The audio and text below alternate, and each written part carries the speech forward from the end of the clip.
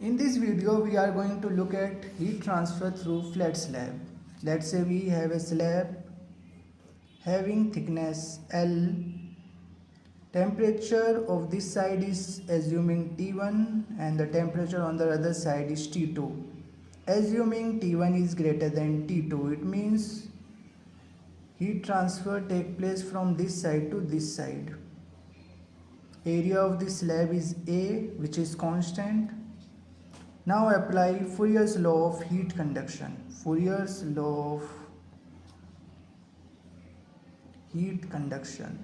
What Fourier's law of heat conduction tells? Q in a particular direction, let's say this is our Z direction. Q in a Z direction is directly proportional to the temperature gradient in the same direction. When we remove this proportionality constant, a guy comes known as thermal conductivity. What thermal conductivity tells? It tells ease of heat transfer within the given material. Within the given material, isn't it? Now solve further. Take the dz this side. We have qz dz equals to minus k dt. Now apply integration on both sides. If we look at z is equals to 0, we have temperature T is equals to T1, and at x and at z is equals to L, temperature is T2. We can use these boundary condition to put limit on both sides. So we have z at z is equals to 0, temperature is T1, and z is equals to L, temperature is T2. So in this integration, qz is constant, and you can write your reason in the comment section why it is constant.